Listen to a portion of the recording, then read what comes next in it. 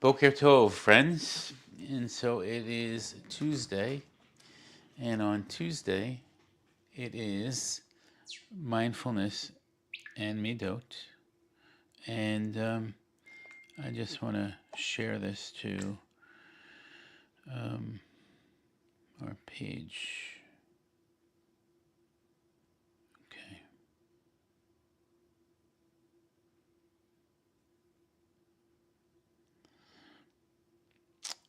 Yes, I don't know how to share it. I thought I knew how to share it. It doesn't work. I don't know what it is, but anyway. So here we are. It's Tuesday, and we're together, and we'll do a little bit of learning today. We're in the period of Elul, and so we'll learn a little bit about our own selves as we get closer and closer and closer to the high holidays, so that we will be prepared to figure out what we need to do. So let's begin with a little bit of just getting into the space, into our bodies, into our hearts, opening everything up. And so I invite you to close your eyelids if you're comfortable with that, and if not, you can just look down or just have a soft gaze or whatever works for you. And I then ask you, if you're comfortable, also to place one hand on the middle of your chest, kind of like this, and see if you can feel your heartbeat. And if you can, just see, what does it feel like? Does it feel like it's beating fast? Does it feel like it's beating slow? Does it feel like it's regular, irregular? What does it feel like? With your eyelids closed, perhaps you can notice your breath. Not changing anything about your breath, but just breathing in comfortably and breathing out. And perhaps in the quiet, you can even hear your breath.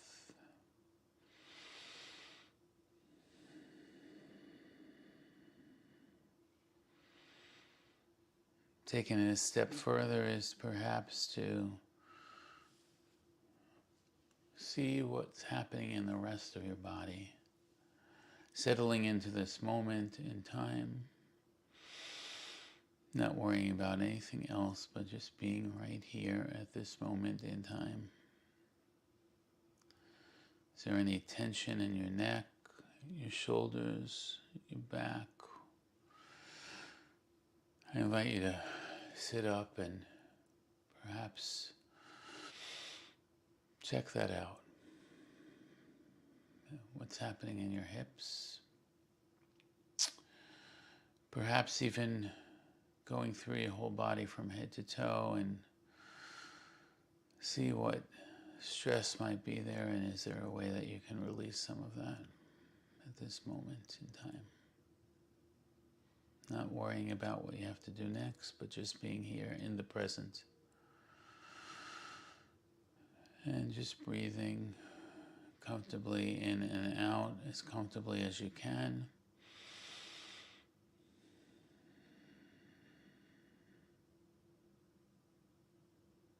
And sitting in this body, saying, Modeh, Modah, Odeh, Ani, Lefanecha, thank you, God, for life. Thank you, God, for that heartbeat. Thank you, God, for the breath. It is good to be alive. It is good to be alive. You can sit in this space with your eyelids closed, or you can open your eyelids if you need to take a stretch. Let's do that.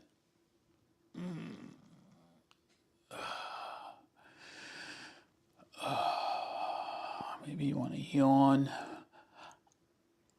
I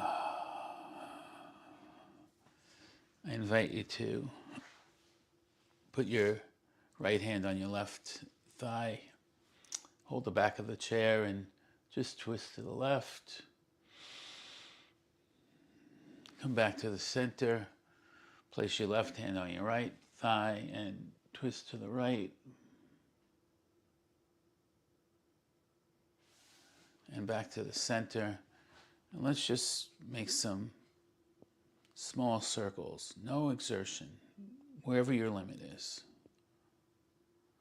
And then come back and hug yourself one side and then the other, and then just let everything go. Take a nice breath in and let it out.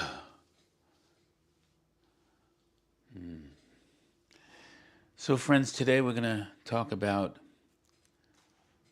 patience. But before we talk about patience, I want to talk about emotions. And I want to talk about emotions because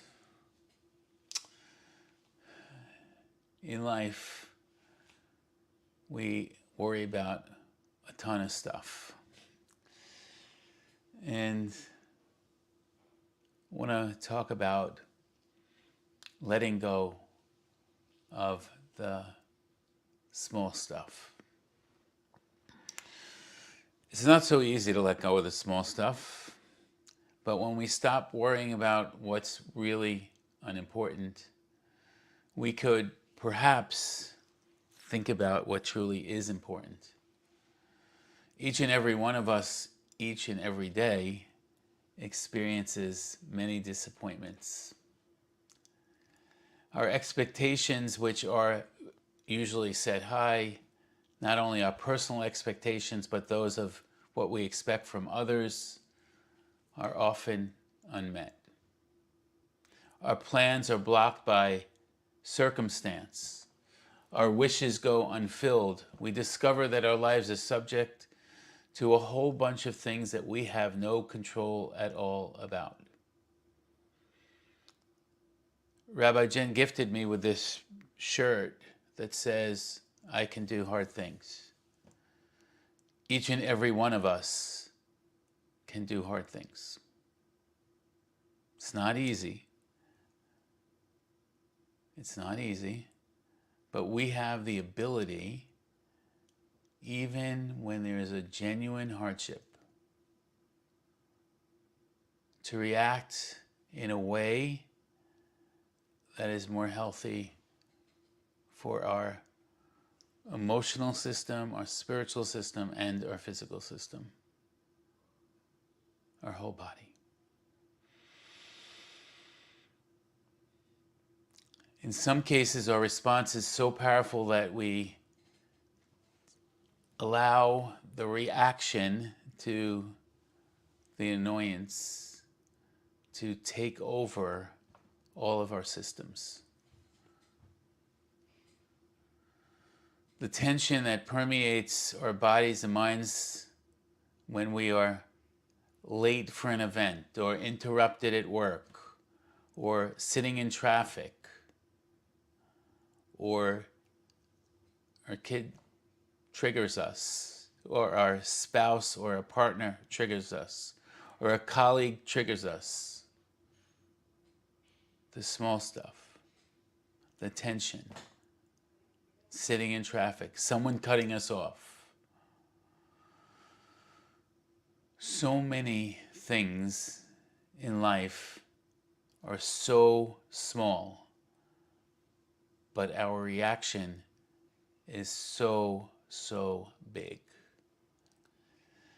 Friends, when we stop worrying about relatively unimportant matters, we perhaps can be at peace and devote so much more of ourselves to really what's important. Kittens, that's cute. Kittens know exactly how to get our attention. The small frustrations and irritations yield so much power over us. Because why? Because it feels like we have lost control. But every challenge is a potential teacher and a potential lesson for us. Perhaps in the opportunity to practice mindfulness with difficult people, they present the opportunity to display compassion. Do we ever get to a point where we have to go somewhere quickly and the traffic is unbearable? And then this morning I had to go to the infusion center. Once a month I go and get this special medication for my asthma. And this person in front of me, like, I know that they were on their phone, because the light changed and I waited and waited and waited, and finally I hit the horn. Gently I hit the horn and they sped off. It was annoying. I was going to be late. I took a deep breath and I said, it's not worth it. It just isn't worth it. And so I just let it go and continued on my way. The stress of these small incidences often takes over for us. And yet, there's so many other things that are monumental that these small annoyances, perhaps if we can just let them go. Perhaps we can practice the Hebrew word of slavlanut, to be tolerant. To be tolerant. Endurance enlightens the mind and the soul. Patience is not only to inner peace, but it is also to outer peace. It's the ability for us to endure situations of all kinds, and the small things to let it go. For patience out of balance comes in two extremes. One extreme that we can reaction is frustration and rage and aggravation. And of course, the other is the opposite, apathy and indifference. And I'm not telling you to do that. I'm telling you to be aware of it, be cognizant of it, and to take a breath, another breath, another breath. And just let it go. If it's small, it's not worth it. It really is not worth it. It's not worth it on your system. My kids and I, during some hard times, went to a psychologist, Dr. Lisa Bomsey. And also we saw her father, may he rest in peace. And they would say, leave it on the couch. Put it on the couch. It's not worth it. Just let it go. Leave it over there. Put it over there. Put it on the couch. Sometimes it is hard to do that. But when we think about the things that we really, big things, that the little things, if we could just let them go, because it's not worth it. When you're in a situation and about to lose your temper, take a breath.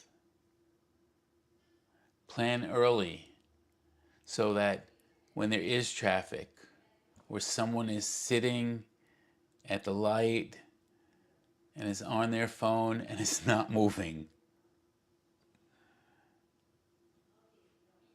plan to be early for that appointment.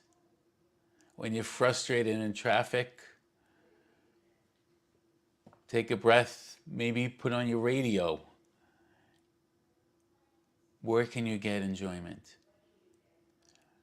Maybe you can sing, if that's what you like to do. If you're ready to lose patience with someone who is being annoying, we all have them in our lives. Take a breath and see in that person if you can find God. Can you find that spark of God in them? Can you look deeper than the annoyance at the moment? It is hard to stay calm. It is hard to stay calm. This is not easy. To be tolerant, to be in control of our reactions to things that are stressful. It is a natural human tendency to invest copious amounts of emotional energy in minor dilemmas and frustrations in our life. It just is. So this is a work in progress. This is not going to just change like that. But in this period of Elul, right, we can work on it a little at a time. And if we don't succeed the first time, or the second time, or the third time, or the fourth time, or the 10th time, we can still try again.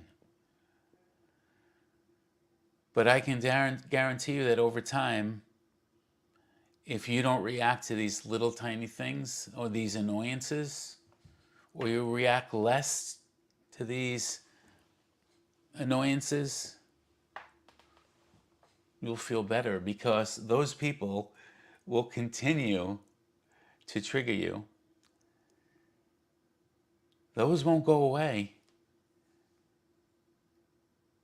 That colleague, that friend, that partner, that child, that parent, that person on the road, the person in the store, the person that cuts you off, the person that makes you late, they still will be there. Friends, on this 13th day of Elul, a teaching. Strength and courage. In Deuteronomy it says, Chazak ve'emetz. Be strong and courageous. Be strong and courageous repeats the phrase several times in the Tanakh. When we think about claiming our own space and claiming space for others, we must acknowledge that it is a continual process and not a singular event. Claiming space often requires a claim and then holding of that space to protect it from the outside. Whether that is claiming a sacred relationship and guarding that from intruders, claiming market space across truth in digital platforms, or standing up for one's circles, we know that claiming space requires strength and courage to hold the line. When we talk about emotions and savlanut, patience, it is claiming space. The space for strength and courage to hold the line or to breathe or to not allow that reaction to overtake our emotional, spiritual, and physical body.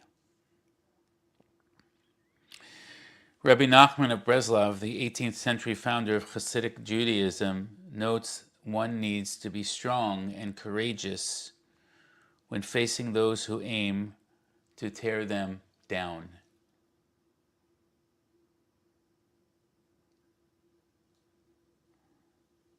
What can you do so that you are not eroded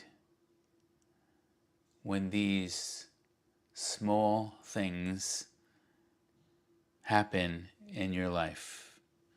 How might you demonstrate strength and courage to work on this, to not be as reactive? It takes work. It's not easy, but in the long run, it's all worth it. Psalm 27, Achat Sha'alti.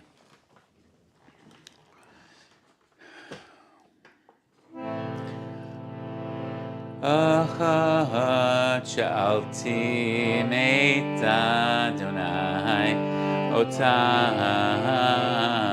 Vakesh. Achat Sha'alti Meit Adonai Ota Vakesh. Shivti b'Beit Adonai Kol Yamei Chayai Lachazot b'Noam Adonai Uvaker v'Hechalo Lachazot b'Noam Adonai Uvaker v'Hechalo. One thing I ask is to dwell in the house, to dwell in the house of the one, to dwell in the house of the one all the days of my life. Lachazot b'Noam Adonai Uvaker v'Hechalo.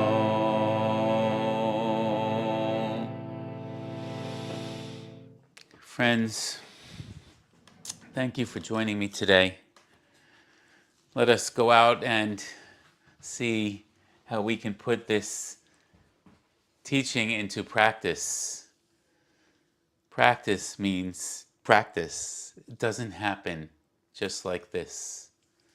It happens over time. I wish you lots of brachas, lots of blessings as you take your deep breaths. We are one human family. We are Judaism, fueled by love. We love you. We can all do hard things. Have a wonderful day. Am Yisrael, Am Yisrael, Am Yisrael Chai. Am Yisrael, Am Yisrael, Am Yisrael Chai. Am Yisrael, Am Yisrael, Am Yisrael Chai. Am Yisrael, Am Yisrael, Am Yisrael Chai. Od Avinu Chai.